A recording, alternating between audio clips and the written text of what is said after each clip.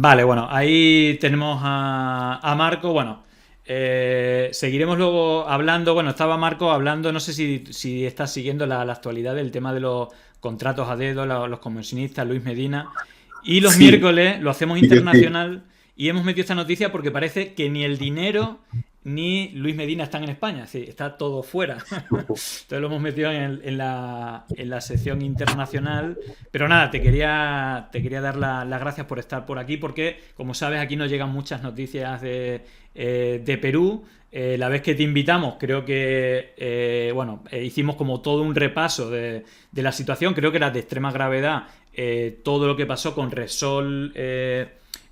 Bueno, el vertido que fue increíble y que aquí no le dieron cobertura ninguna. Y sí Es que impresionante, fue impresionante eso que no le dieron ninguna cobertura, o muy poca, ¿no? Realmente. sí, nos quedamos esperando, pero no, la verdad es que No. no pasó.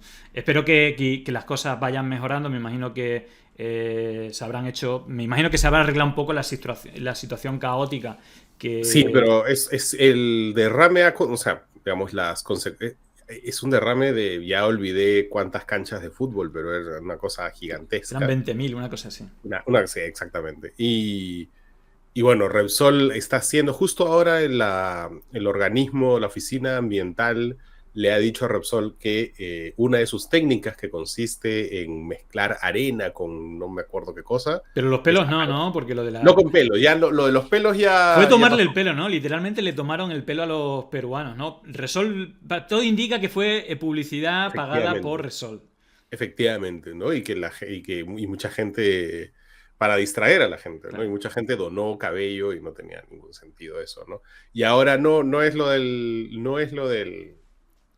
eh, el pelo, pero parecido, ¿no? Sí, sí. Entonces, sí, le ha dicho a Repsol, pues han estado mezclando arena con petróleo crudo, una cosa rarísima realmente, y la han estado usando le han dicho, no, ya esta metodología no tiene ningún sentido. Bueno, en todo caso, bueno, el hecho de que Marcos Cifuente, para el que no lo conozca, es el director bueno, uno de mis programas favoritos, que es La Encerrona, que es un mini noticiero de unos 20-30 minutos que cuenta, bueno, pues la verdad es que os invito a que lo sigáis, aunque mayoritariamente es información de Perú, pero la verdad es que el formato y bueno, para mí era el mejor periodista de Perú. Es verdad que Muchas gracias. en mi búsqueda de información, sobre todo cuando empezaron las manifestaciones, luego las elecciones locas, loquísimas, surrealistas que hubo con Castillo, al final que salió presidente. Bueno, yo creo que al final tú fuiste un poco el referente mediante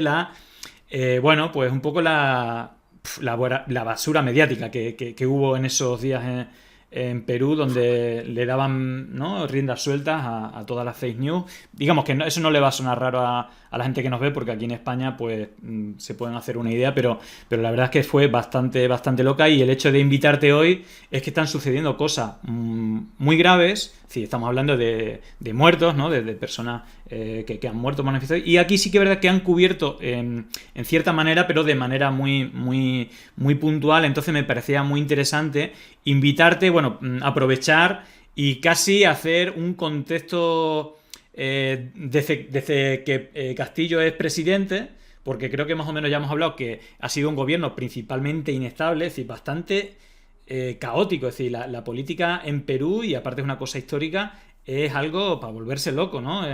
Entonces, no sé si vas a ser capaz de hacernos, antes de entrar en materia de cómo hemos llegado al momento, ¿no?, del que vamos a hablar, de que vamos, una crisis que empieza por un paro de transportistas, un estado de sitio surrealista que provoca una situación, bueno, pues de choque entre el Estado y la gente que quiere hacer su vida normal, incluso manifestantes, y que acaba con personas muertas. Pero yo creo que sería interesante, si eres capaz, porque es verdad que no sé cuántos cambios de gobierno ha tenido Castillo, pero creo que es importante también conocer esta inestabilidad gubernamental. Y yo creo que tú lo avisabas, ¿no? Tú en la época, yo recuerdo perfectamente la alarma que hacía al final de tu defensa de que Pedro Castillo era el vencedor de las elecciones, claramente, que todo era mentira, pero están diciendo, acaben con esto porque lo que viene no es nada bueno y ya hay que fiscalizar al gobierno, que de facto es lo que ha elegido el pueblo, ¿no? Ya lo estabas avisando, pero no sé si tú te esperabas que iba a ser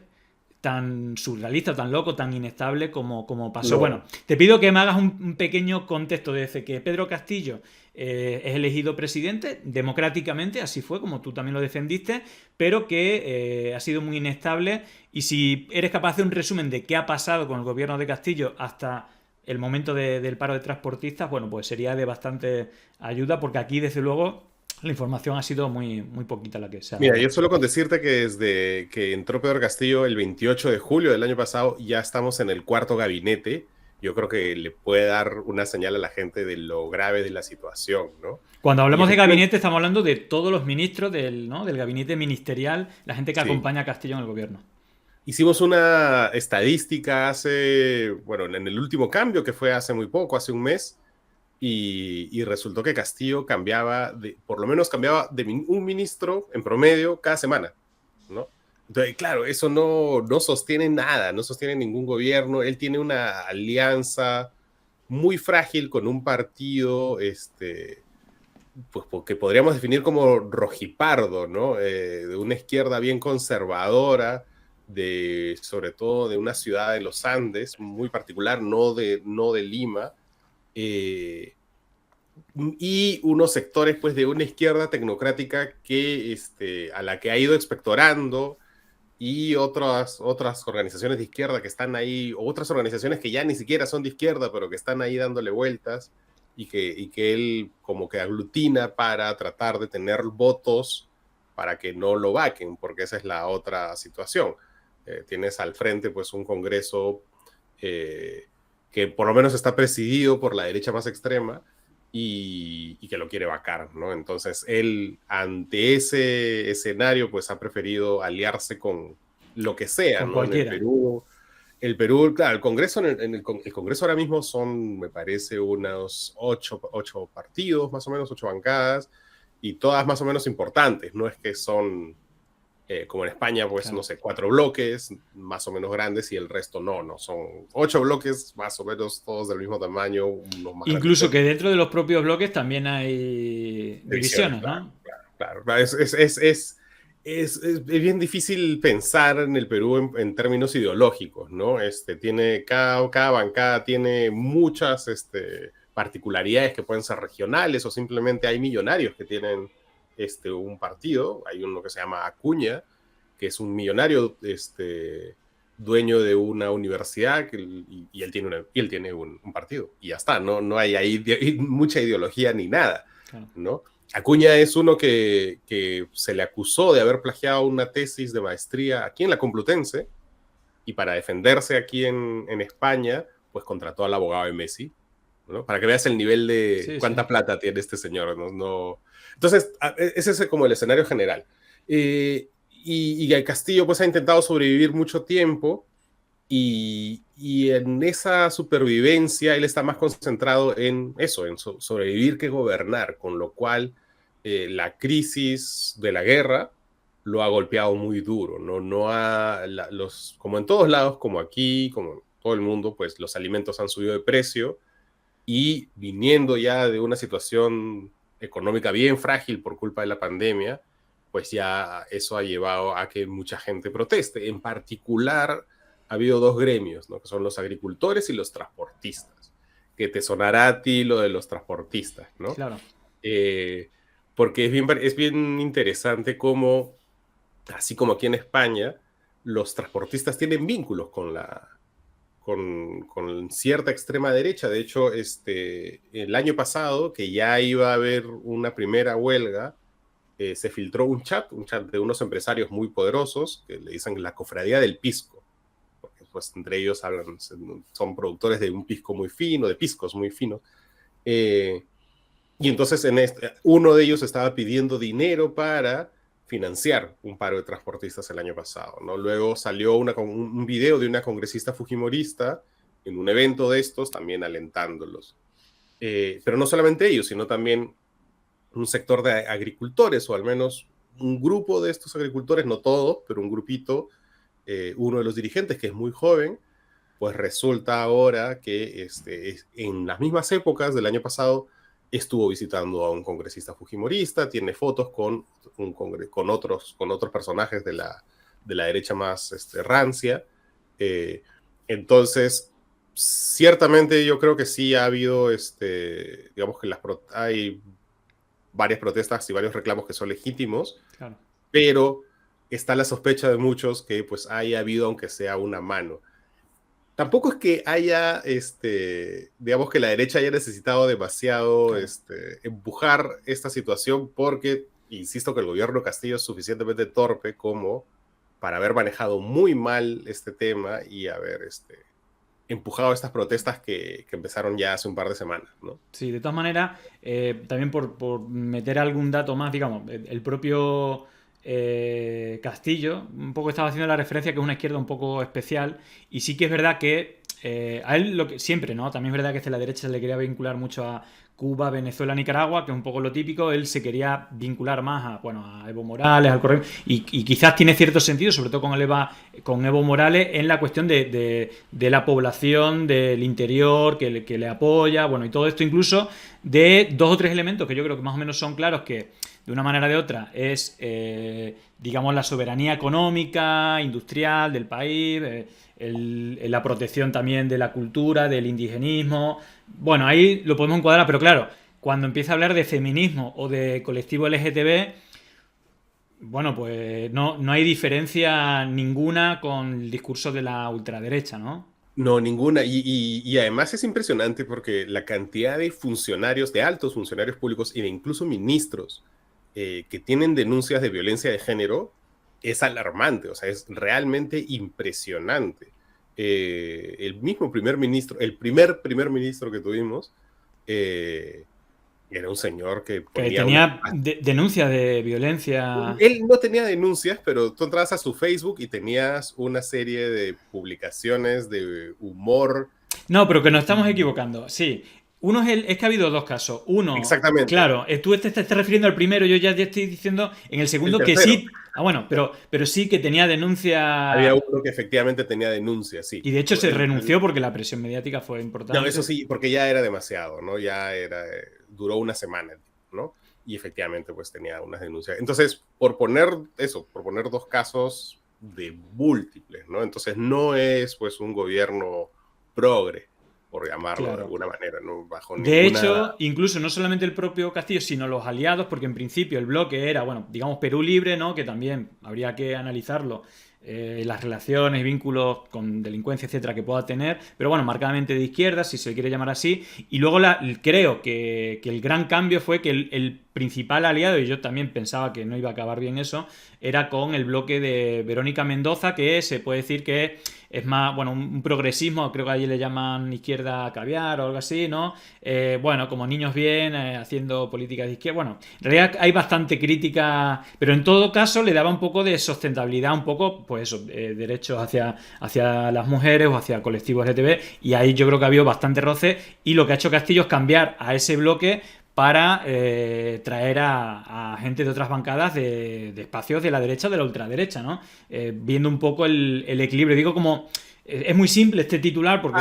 Sí, ha habido muchos guiños a la ultraderecha, sí, ha habido Claro. guiños, pero no los ha incorporado a su gabinete. Sí hay gente que es, honestamente, ponerla dentro de coordenadas ideológicas creo que es un Claro. ejercicio, Bueno, pero en este caso sí digamos, que, digamos que, porque es gente que está ahí por claro, eso, por pero sus desde socios, mi digamos. punto de vista, digamos, la bancada de Verónica Mendoza parece que era, bueno, Sí, la bancada de Verónica Mendoza algunos sí, cuadros yo creo más que se podía. asentados, ¿no? Incluso, mira, Verónica, o sea, la campaña de Verónica Mendoza cuando ella postuló, pues tuvo un apoyo importante de Podemos mismo, ¿no? Sí. Entonces, hay varios vínculos allí, ¿no? Entonces, sí, digamos, pero Digamos que ellos eso están sí más que o menos corrieron, ¿no? fuera La ya. gente de Verónica Mendoza Castillo la echó del gobierno por completo, o todavía queda gente...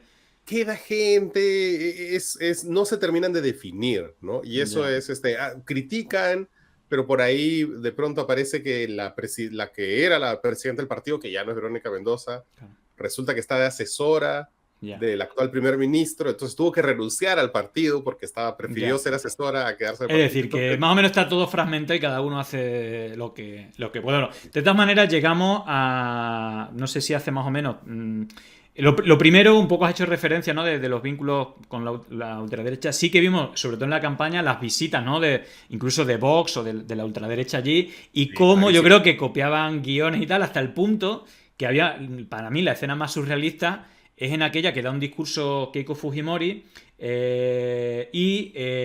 Bueno, pues hay un niño de 8 años que le tira una piedra y la levanta así, reproduciendo un poco la misma Tal escena cual. de Abascal en Vallecas, pero en este caso era más surrealista porque por lo menos en la de Vallecas había unos manifestantes, pero es que aquí no había nadie, eran solamente sus seguidores y no sé a quién le estaba señalando, pero digamos que bueno, simplemente puede ser una casualidad, pero también hemos visto cómo había vínculos, no de todo el colectivo, porque como decía, es totalmente transversal, igual que ocurre en Perú, los transportistas pues acaparan todo espectro ideológico, pero sí que la ultraderecha, aprovechando el conflicto, bueno, pues digamos que parece que ha copiado un poco el modelo que unos días antes estaba pasando aquí en España, por lo menos había ciertas similitudes en las formas y en los tiempos. Pero de todas maneras, por hacer un poco el momento temporal, digamos, con la subida, igual que aquí, con la subida del combustible, de la luz, de un montón de cosas, empieza a hacer manifestaciones en diferentes espacios gremiales, pero el más poderoso es el de los transportistas que reclaman, pues, bueno, un poco por las dificultades que tienen. Aquí no hay nada de empuje ni de nada, es que están en una Claro. situación muy complicada y empiezan a hacer paros que, pues, tienen cierta influencia. No sé si este es el origen, incluso el gobierno trata de solucionarlo. Bueno, ¿cómo fue el inicio un poco de esta crisis y qué hizo el gobierno para tratar de solucionarlo? Sobre todo la crisis al inicio se focalizó en una zona del Perú, justo en la zona de Perú donde nació el partido de gobierno Perú Libre, en Junín. Ujú. Justo allí, que lo que es así bien irónico. Se juntó el paro de transportistas con el de agricultores y la cosa se puso pues terrible, al inicio murieron 2 personas, pero por circunstancia, de manera circunstancial, si quieres, habían bloqueado la carretera, entonces unos coches que intentaban como escapar del bloqueo terminaron atropellando personas, uno no llegó a una operación, una diálisis que tenía que hacer, en fin. Digamos que ese fue como el primer momento. Allí el gobierno cedió absolutamente, prometió bajar todos los impuestos posibles y la cosa parecía desinflarse, pero empezaron a salir por todos lados en el resto del Perú ya otros paros, ¿no? Y allí fue cuando la cosa empezó a estallar. Y en algún momento pasa esto que es bien interesante, que empiezan a circular por WhatsApp videos de supuestos saqueos en Lima. Entonces empezaron a decir, bueno, va a haber saqueos y se veía además imágenes de mercados y digamos, los comerciantes decían, no, van a venir a saquear y entonces empezaban a cerrar sus puestos de mercados y pues no llegaban nunca, lo que hubo como un pánico que Kia fue pues, inflado, yo descubre imagino, no lo sé no sé si fue espontáneo, si fue dirigido, qué sé yo.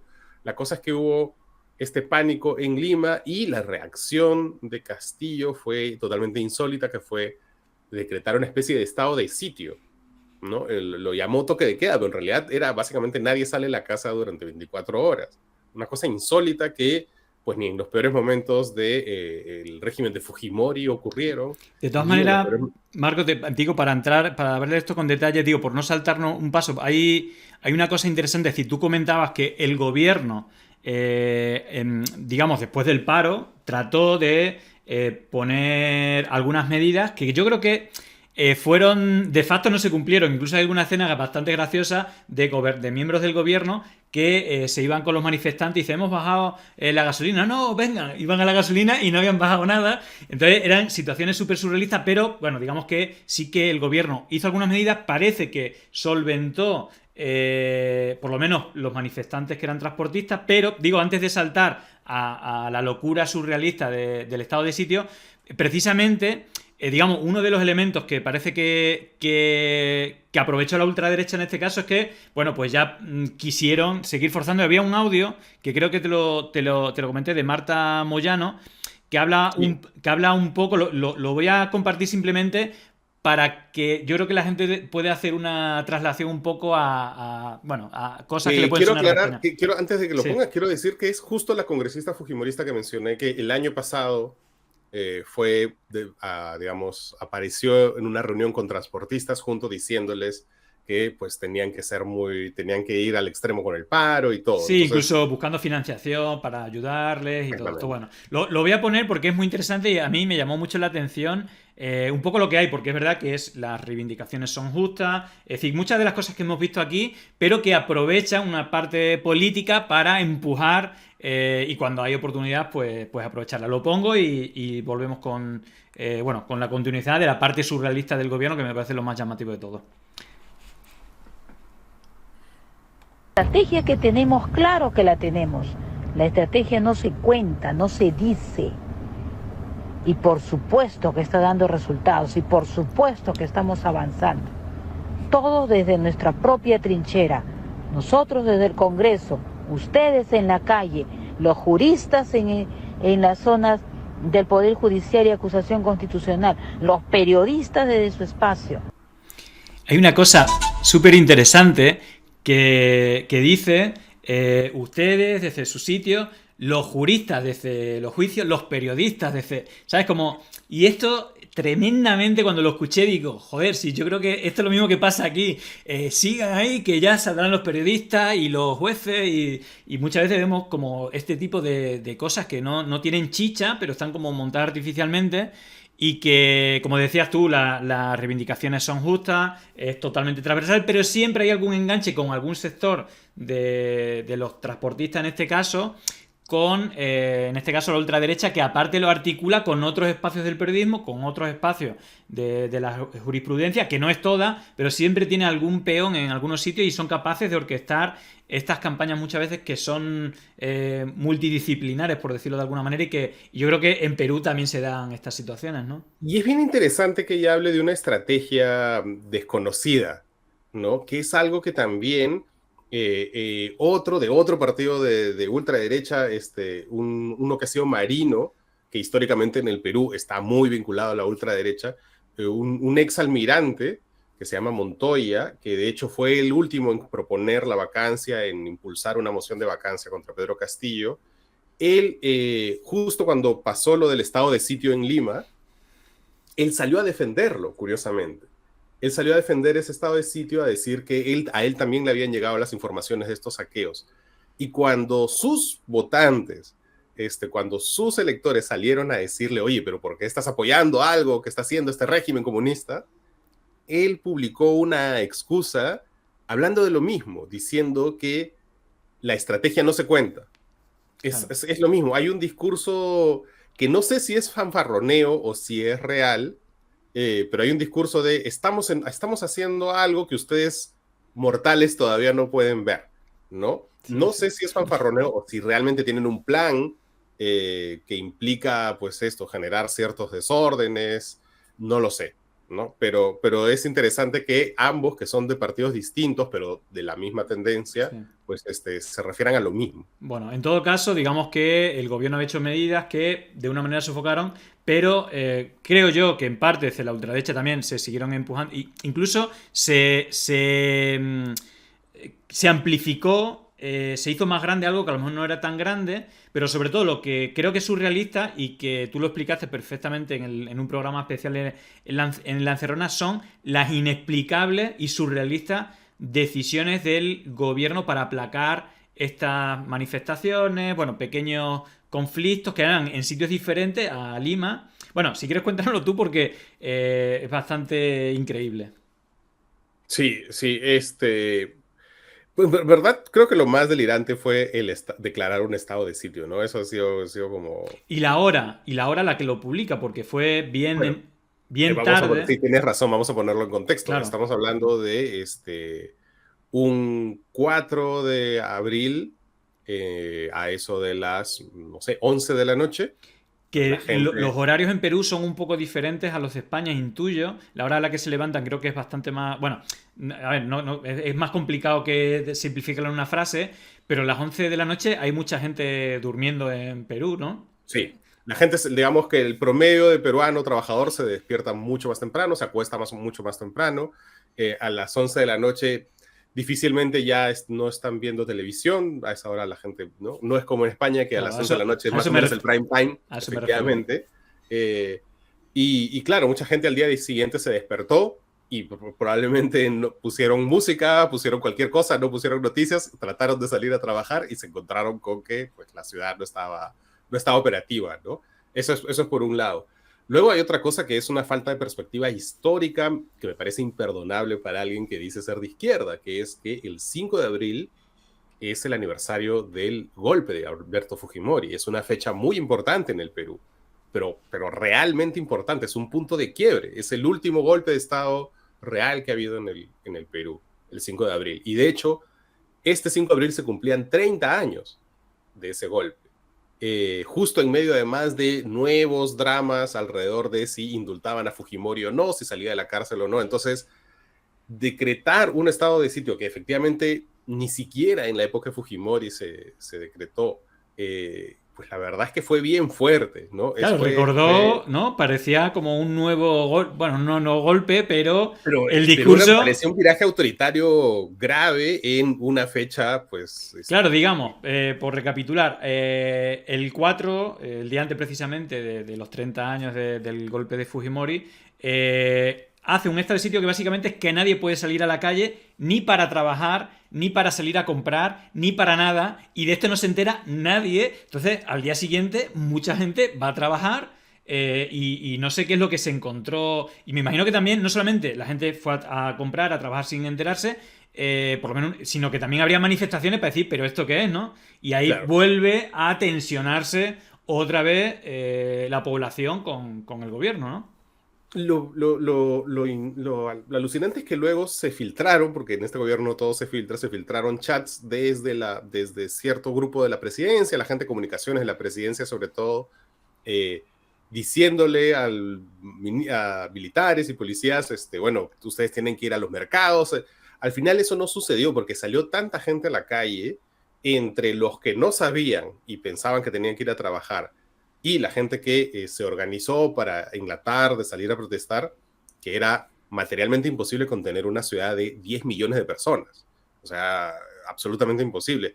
Digamos que al final la consecuencia de esto era que no había transporte público, ¿no? Digamos, el transporte público estaba, que es, además, entre tantas cosas que en el Perú están privatizadas, el transporte colectivo, yo le digo porque no es público, está privatizado, básicamente. Son, pues eso, camionetas que circulan por ahí. Entonces, eso no había. Entonces, mucha gente para trabajar lo que tuvo que hacer es pagar un taxi, y los taxis sí circulaban y gastar pues, mucho más claro. para poder ir a trabajar, ¿no? Que eso golpeó mucho a mucha gente.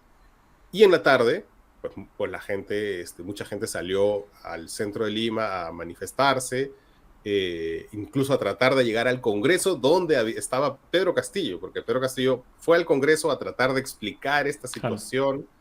Y ahí incluso él se comprometió ante los congresistas a pues, levantar esto, es decir, a anular esta decisión. En fin. O sea, se dieron cuenta control, se dieron cuenta en algún momento que fue una decisión apresurada, terrible y que no tenía mucho sentido, ¿no? Me imagino. Absolutamente ningún sentido. Y un ex ministro del Interior, que curiosamente fue el fiscal que fue tras Fujimori, que logró que Fujimori esté preso y que había sido nombrado brevemente, como tantos ministros, fue brevemente nombrado ministro del Interior de este régimen. Él contó que en noviembre, cuando hubo otro intento de manifestaciones, pues el presidente Castillo le dijo que pensaba hacer lo mismo, ¿no? Declaró una especie de estado de sitio en Lima, y él lo convenció, y le dijo que era una locura, que era absolutamente anticonstitucional, que desproporcionado, y no sucedió, ¿no? Pero transmite la sensación de una persona asustada, ¿no? De una persona pues que sí sabe que está en territorio enemigo, es decir, en Lima él recibió mucho menos votación que en el resto del país. Sí. Fue el resto del país el que él lo puso en la presidencia, y es cierto que Lima es una plaza hostil para él. Eso es totalmente real, ¿no? Sí. Pero dar el salto, digamos, a tan atemorizado, a tratar de encerrar a 10 millones de personas es, no sé a qué tipo de delirio corresponde, ¿no? Ujú. En todo caso, digamos, la parte más grave un poco de este doble conflicto, ¿no? Primero comenzado con el paro de transporte y luego también el choque por este estado de sitio que fue surrealista. Todo esto con, digamos, acciones puntuales, violentas, agresivas, que uno no sabe muy bien si ubicar dentro del paro, del transporte, de lo que organizó la ultraderecha, de la propia reacción a lo que la policía reaccionó. Pero la realidad es que ha habido varios muertos, digamos, en la suma de estos días. No sé cuál es la cifra total y cuáles han sido las circunstancias de la misma. La cifra que maneja la Defensoría son 6 fallecidos, otros hablan de 7 o de 8. Incluyen estas situaciones lamentables que te conté de pues, un atropello, una persona que faltó una diálisis, pero sí hay casos dramáticos, ¿no? Hay uno en Jauja que fue un menor de edad, un chico de 13 años que por escapar de la policía, de los gases lacrimógenos que estaban lanzando, se cayó a un río y murió. Su padre es casi invidente, no ve muy bien, y tiene una madre con un retraso mental leve. O sea, es un caso muy, muy dramático. Y el otro caso que me parece grave es en Ica, que es al sur de Lima, en la protesta de agricultores, y allí hay una persona, al parecer, herida de bala, y de bala policial. Sí, sí. ¿no? Y esto es algo que todavía no se esclarece. Incluso cuando la esposa era un chico muy joven, de 20 y algo, la esposa, que también era muy joven, intentó recuperar el cuerpo, pues la policía empezó a tirar gases lacrimógenos hacia el cadáver para que no lo intentaron. La policía intentó que no recojan el cuerpo, ¿no? Una cosa realmente monstruosa. Y a pesar de eso, pues el ministro del Interior está ahí como si nada, no ha pasado nada, nadie responde por por lo menos estas 2 muertes que a mí sí me parecen, digamos que de todas, estas 2 me parecen, digamos que inapelablemente hay una responsabilidad política del gobierno, ¿no? Allí. Claro. Y pareciera que no ha pasado nada. Aparte, yo creo que hay que recordar, por si la gente que no nos ve, digamos, dentro de esta inestabilidad y el motivo de que hubiera elecciones que llevó a Castillo a ser presidente, fue precisamente unas movilizaciones masivas que se volvieron más masivas, y siempre ocurre lo mismo. Cuando empezó a haber muertos, empezó a haber heridos graves, entonces ya y esto es una cosa histórica, creo que en América Latina, lo hemos visto también en Chile, en Colombia, en que es realmente impopular y es totalmente, es decir, la represión de la policía, cuando se pasa de un límite, se vuelve totalmente en contra. Creo que pasó en Perú, claramente, donde intentaron poner parches, pero no dio solución y hubo que convocar elecciones precisamente como respuesta al pueblo que estaba totalmente indignado por la represión del país. Y para terminar, yo te quería preguntar si a esta inestabilidad que ya tiene el gobierno de Castillo, porque no le salen los números como él quisiera, no sé si estos actos digamos, le pueden penalizar un poco más, o concretamente, ¿cuál sería tu análisis de cuál es el futuro inmediato, a corto plazo o a medio plazo del gobierno? ¿Cree que se verá afectado hasta el punto de que no acabará la legislatura? Bueno, que no sería algo raro porque es lo habitual en Perú, pero ¿cómo ves el futuro a corto plazo y a medio plazo del gobierno? Es lo lamentablemente habitual, ¿no? Desde hace 6 años el Perú está en una vorágine mira, desde que se fue Humala hemos tenido 5 presidentes, ¿no? Es una locura, en realidad.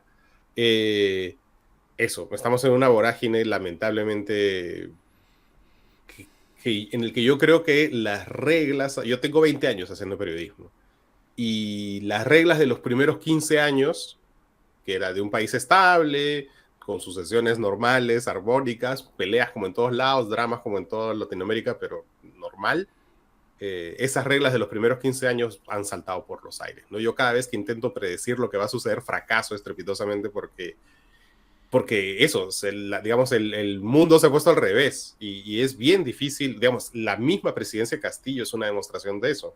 El señor, cuando yo le entrevisté en diciembre, las elecciones fueron en abril, yo lo entrevisté en diciembre, él tenía 0,01% en las encuestas, ¿no? Y se volvió un fenómeno y llegó a la presidencia.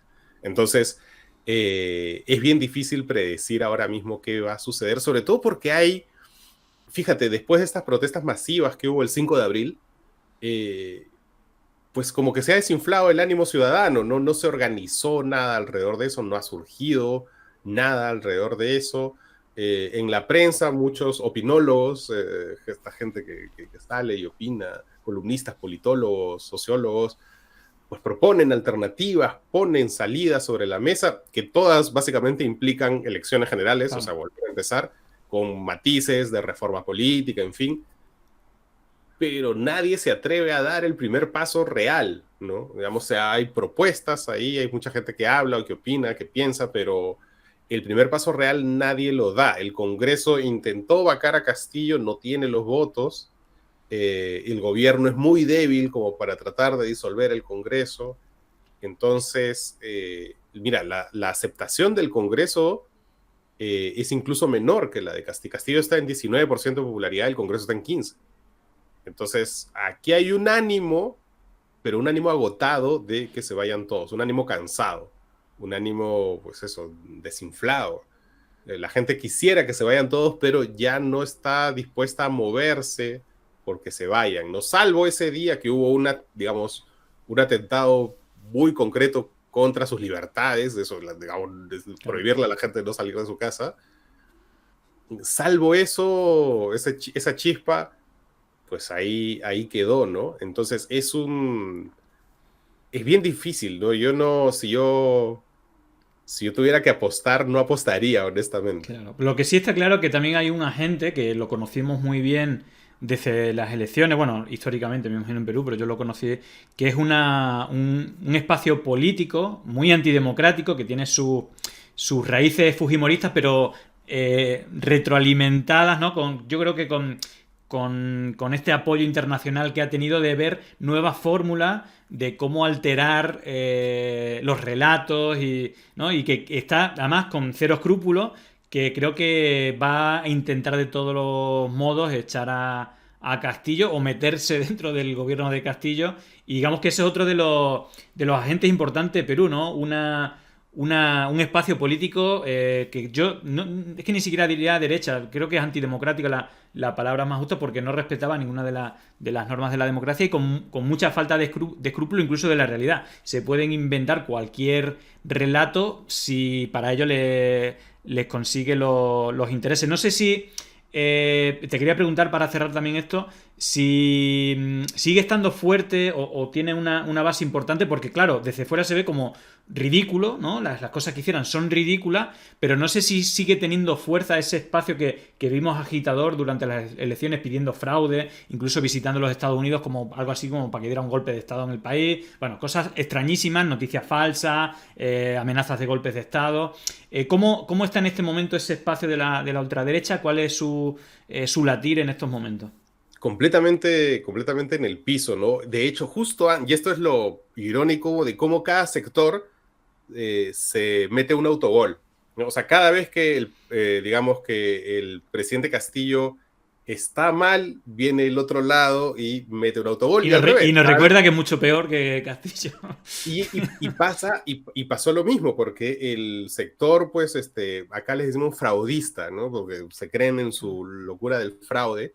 Este sector fraudista que ahora se ha transformado en vacador, estaba haciendo movilizaciones casi semanales que ya empezaban a dar pena, claro, ¿no? O sea, pero a dar pena genuinamente, es decir, en algún momento, si habían 100 personas era mucho. La última, de hecho, justo antes del 5 de abril, la última semana de marzo, hubo una que ya fue, y no sabes el apoyo de los medios que tiene, Canal N, que es el canal de noticias del Comercio, que es el grupo mediático más importante y casi oligopólico, pero marchas totalmente intrascendentes de 100, 200 personas, las ponía en vivo, las transmitía. Las ponía como en primer plano para que pareciera que había mucha gente, me imagino, ese tipo de cosas, ¿no? Y además eran financiadas por otro canal de un empresario que se llama Erasmo Wong, que tiene Willax, que es como Claro. el canal de fake news directamente, es Fox Sí, News. sería aquí como estado de alarma. Es que yo creo que ni en la tele hay algo parecido, sí, aquí Sí, en sí, España. es más como un Fox News en realidad, Sí. ¿no? Ujú. Él financiaba esas marchas y a veces aparecía en Segway, esta especie de caminadoras. Sí, son ruedas que, es decir, que te llevan solo, ¿no? Parece que Sí, vas sí, sí, volando, sí, sí. sí. Entonces él no marchaba, él iba así en Segway. Y ya era ridículo, ¿no? Te das cuenta. Sí, Entonces, sí. y justo la marcha, la última semana de marzo, de verdad hay unas tomas en dron, porque además desplegaban drones, porque ellos pensaban que iba a haber mucha gente el canal N mostró el dron, la imagen del dron, 10 segundos y alguien en el plató de haber dicho, pero por favor saquen esto porque no tiene ningún sentido. Pero los 10 segundos que pusieron del dron era patético. Entonces, ese sector que ya se estaba desinflando completamente, viene Pedro Castillo y le da vida con este estado de sitio totalmente injustificado, ¿no? Entonces ellos han envalentonado y han tratado de capitalizar, no lo han logrado, porque de nuevo, el ánimo ciudadano no es contra uno, es contra los dos. Sí, ¿no? sí, Creo que sí. los dos han fallado y eso está clarísimo, digamos, ha habido toda la clase política se ha derrumbado. Total. ¿no? Y eso está... En fin, en todo caso, Perú, incertidumbre, sinónimo de incertidumbre política. Y bueno, yo personalmente os recomiendo, si os interesa la política, podéis buscar La Encerrona en YouTube. Más o menos a qué hora se emite horario español. En horario español está a las 2 de la tarde en 2 de YouTube la tarde. Y siempre. a partir de las Sí. 2 lo podéis ver. Y yo a mis amigos de aquí les digo que lo vean como si fuera una telenovela, porque pasa Total. cada cosa. Impresionante. Es Uno no da crédito. es una serie de Netflix, totalmente. Sí, sí, sí. Bueno, sí. pues lo dicho, Marco, si vuelve a haber un nuevo capítulo de estos exitosos de esta serie política en Perú, te volveremos a llamar. Muchísimas gracias, Muchas gracias a ti, Julián. por estar aquí y nada, suerte para ti, para los peruanos, que sea como sea lo mejor para el país. Así que gracias, nada, Julián. hasta pronto. Chao. Chao, chao.